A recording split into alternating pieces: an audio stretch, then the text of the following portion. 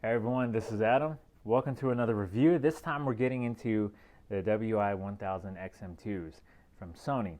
Now, I paid $249. Normally they retail at $299 because I got them on sale on Amazon.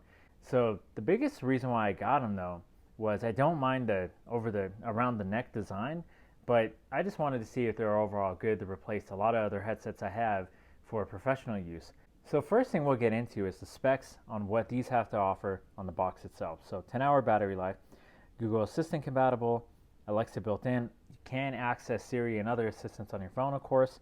The noise canceling, which is the biggest promotion of these, mainly because they have the same QN1 processing chip as the Sony WH-1000XM3s. So that's what piqued my interest. If it didn't have that, I wouldn't even be reviewing these, to be honest. So 10-hour music playback time, 15-hour standby with noise canceling off, 10-minute charge. I hope I said that right. 15 hours music playback time, noise canceling off, 10 hours noise canceling on. My bad. Reading through this too quick. 10-minute charge gets you up to 80 minutes. HD hands-free calling with HD voice. I'll get into my mic test on why I don't think it's necessarily HD voice, but Type-C charging, plug-in adapter for in-flight use, and it comes with a headphone cable. So right off the bat, I'll say why I bought these over so many other over-the-neck designs I've tried is because they never came with a headphone jack capability, and the design was always too sturdy and just too tight around the neck.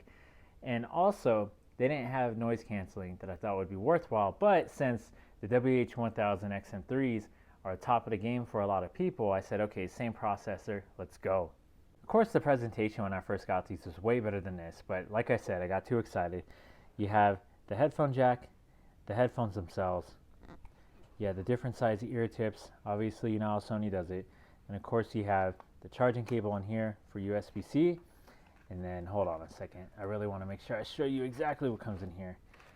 Alright, so you have the charging cable, and then the 3.5mm headphone jack came in there as well. So that's everything in the box. Okay, let's get into the sound of these. I think they have great sound quality. If you ever tried anything from Sony, you know how they do. They always have great bass. They have good, just default sound that comes straight out of the box without messing with the app and the EQ settings or anything like that. So sound's not even a question. You've already heard this from other Sony headphones is, they have great bass, great mids, great highs, etc. I'm not an audiophile, but all I can say is you just can't get disappointed with the sound regardless of your preference. Sony just does it really well in my opinion. So in different genres too.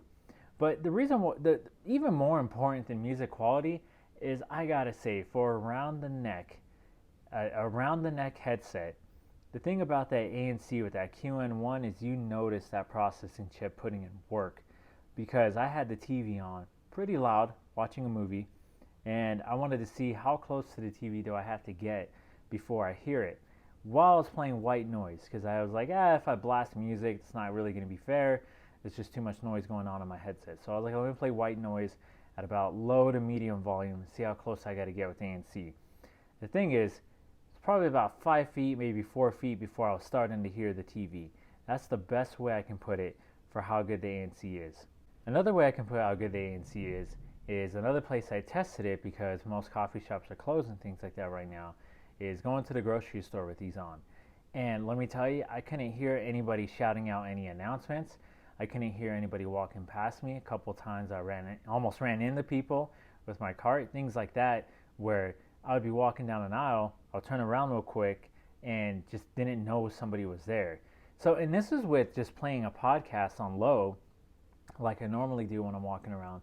But because I had ANC on, it really made that much of a difference. So I'm impressed. I would say when I get my hands on the over-the-ear version that they're comparable, at least just from what I'm guessing right now. Thankfully, this does have USB-C, because I'm telling you that 10-minute charge really does get you 60 to 80 minutes. It's not perfect. It kind of depends on how drained your battery was. But when I would drain this and would charge it and time it for 10 minutes, it would feel like it was about 60 to 80 minutes. I couldn't time it perfectly, but I was able to at least get an hour of music playing. Now more on the design. So when it comes to the controls, this may be hit or miss, and I'll show you a clip of me wearing it, is when you put it on, you may like the placement, you may not, but I actually prefer it to be here on the wire as opposed to on the headset, just because it's more natural to reach to, higher up, especially if you have a jacket on or something that covers this in the wintertime.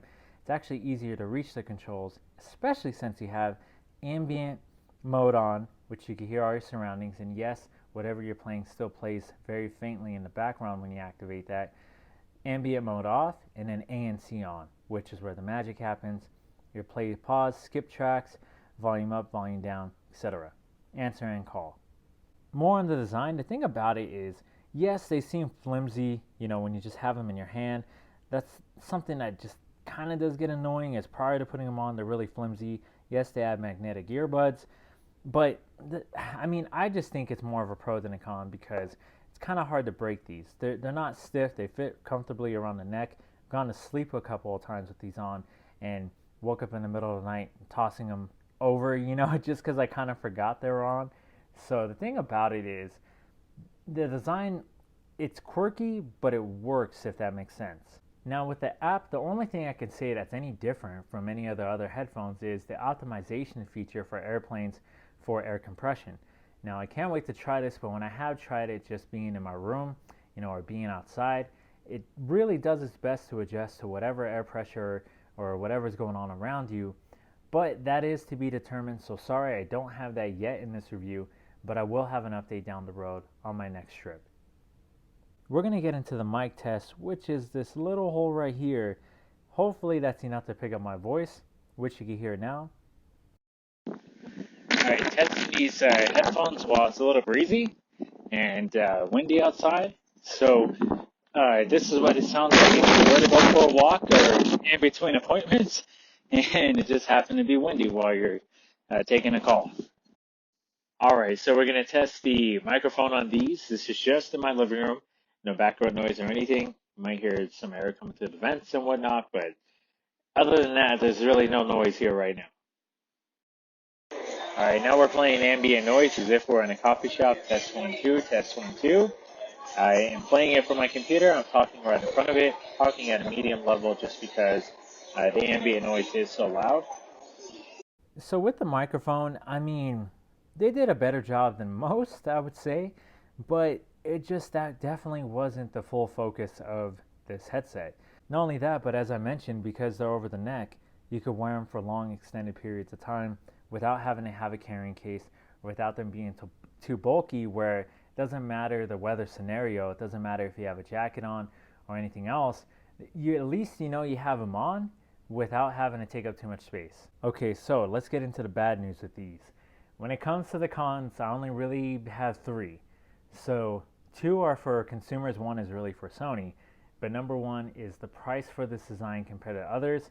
If we're talking a professional headset here, a headset that, man, if you bought this headset and it's the last headset you'd ever had to buy, these ain't it, only because they're not made for making a lot of calls, obviously with that microphone test in my opinion.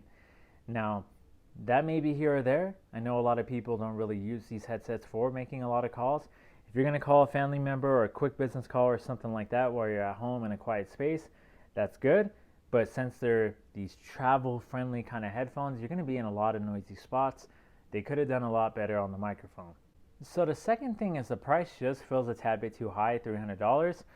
Although all the features they have definitely are worthwhile to get this regardless. But that's the only thing that just kind of hurts.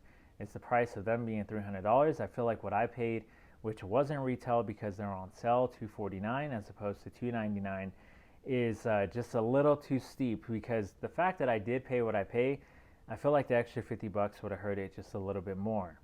But that's kind of a minor gripe, because I really just couldn't think of any cons here with this headset. I guess the only thing is, if you don't like this type of, headset around the neck, then that's just a no-go right away, right? But for me, I really had to think hard of what I thought were cons of this. It's such a good headset. So the last thing was the popularity of the design seems to be low.